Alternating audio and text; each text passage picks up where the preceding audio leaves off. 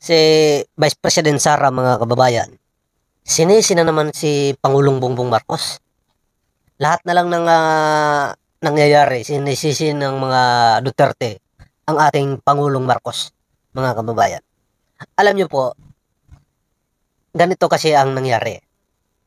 Ang ating embahada dyan sa Netherlands ay dinalaw si former President Duterte. Siyempre, bakit naman hindi dadalawin, mga kababayan? Trabaho po ng ating mga embahada, ng ating mga konsulado. Trabaho po nila na tiyakin ang kalusugan ng ating mga Pilipino sa mga nakakulong sa iba't ibang bansa. Di ba, mga kababayan? Yan talaga. Hindi, totoo yan. Real talk yan. Trabaho po talaga nila yan. OFW ka man, bilanggo ka man, di ba? Nagnakaw ka man, ano pa man ang inyong dahilan kung bakit kayo nakakulong. Trabaho po nila yan. Natiyakin kung kayo po ay malakas, kayo po ay totoong nagpapanggap na mga baliw, o nagpapanggap kayo ng mga ulyanin. Diba? Yan talaga yan na mga kababayan ng trabaho. Ngayon, ang sinasabi dito ni Vice President Sara, nagpanggap daw ng mga nurse. Wala na tayong pakialam dyan, Vice President, ma'am. Diba? Kung magtrabaho ang ating mga kinatawan, ang ating mga embahada, ang ating mga nangangalaga sa mga nagpakakulong, wala na tayong pakialam dyan kung ano man ang kanilang gawin para makapasok. Diba? Ang importante, nagpaalam po sila sa ICC. Ganun lang naman yun eh. Si Vice President Sara nagagalit po eh. Diba? Sinisisi po niya sa presidente. Imbis na magpasalamat kasi chinichik ng ating mga embahada dyan, chinichik ang kalusugan, di ba? Ng iyong ama. Nagagalit pa kayo ngayon. Ano ba kasi, alam nyo sa totoo lang, hindi ko alam kung may mga tinatago kayo. Ha? Nagagalit ba kayo? Kasi baka mabuko. Mabuko ang mga lihim ninyong plinano. Ano ba ang mga plinano ninyo? Natatakot ba kayo na kung saan dadalhin si Digong? Yan ba yung mga kinakatakot ninyo? Natatakot ba kayo na baka malaman ng gobyerno kung si former President Duterte ay hindi talaga ulyanin? Diba? Natatakot ba kayo na baka mabuking kayo dahil sa plinano nyo kay Hanelit? Ang dami nyong ang daming pagdudahan ng mga tao kung ano ba talagang katotohanan sa nangyayari dyan sa loob ng ICC. Kung totoosin, hindi naman dapat kailangan ikagalit. Di ba? Dahil hindi naman tinanggal si Digong, hindi naman ninakaw, hindi naman kinidnap doon.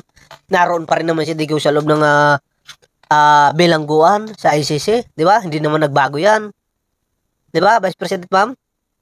Pero ngayon, bukod sa nagagalit ka, siguro dahil sinabihan ka pa ngayon ni pati mga kapwa mo senador, sinabihan mo na rin siguro, kaya etong mga senador na to, paiyak-iyak ba? Parang hindi mga lalaki. Di ba? Si Bato de la Rosa, umiiyak. Si Bongo, umiyak din. Si Ruben Padilla, umiyak din. Mga kababayan, itong mga senador na ito, imbis na magpasalamat kayo dahil inaalala pa kayo ng ating gobyerno. Pero anong pinaggagawa ninyo? Nag-iinarte kayo. Pakinggan muna natin ito, mga kababayan. Itong pag-iyak-iyak ni BP Sara. At sinisisi na naman niya, mga kababayan, ng ating Pangulo. Ready makipagkaibigan? Toddlers are exposed to 200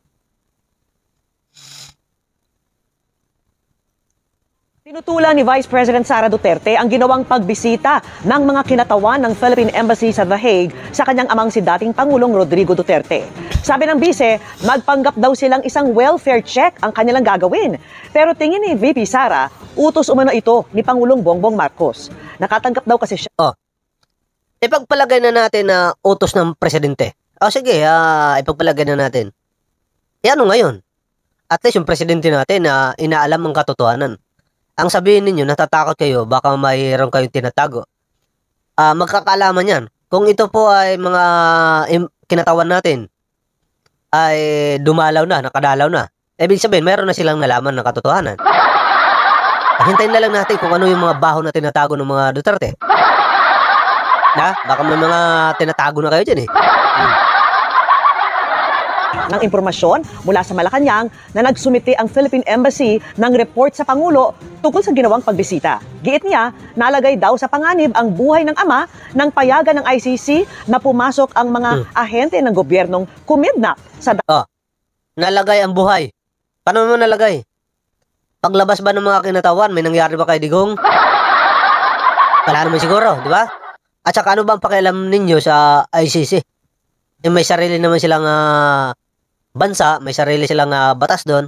Bakit kailangan pa magpaalam ng ICC sa inyo para papasokin yung mga kinatawan ng gobyerno? Para tingnan kung totoo ba na itong si Digong ay nakakalimot. Diba? Kung totoo ba na ito si Digong ay dadalhin. Kung matino ba talaga. Kung gaano ba ito ka, di ba? Payat. Wala naman siguro nangyari mga babayan. Pangulo nang walang pahintulot ng kanyang pamilya. Paliwanag ng DFA, welfare check ang ginawa ng mga taga-Philippine Embassy at naayon ito sa Vienna Convention on Consular Relations at Batas ng Pilipinas para protektahan ang kapakanan ng lahat ng mga Pilipino. Correct. Duty raw ito ng lahat ng Philippine Foreign Service Post at walang pinagkaiba sa ginagawa ng DFA para sa iba pang nakadedeneng Pilipino abroad. Tiniyak naman ng International Criminal Court na naaayon ang mga aksyon nito sa ICC Rome Statute at sinusunod nito ang international standards na ang mga nakadetain na individual ay may access sa kanilang consular representatives. Ang anumang pagbisita raw, merong pahintulot ng nakadetain na individual. Ayan po mga babayan, meron naman pala pahintulot anong ginagawa ng mga DDS? Diba? Hindi naman sila, ito pala ang tandaan ninyo. Kung kayo nga na Vice President, kung kayo nga ng mga senador, kung kayo nga ng mga matataas na opisyalis dito sa Pilipinas natin, hirap na hirap pa kayong makapasok sa ICC. Di ba? Yung kinatawan pa kaya ng gobyerno, natural, kung bakit sila nakapasok, ibig sabihin, sila po ay nagpaalam sa ICC. Ganun lang kasimplihan mga babayan.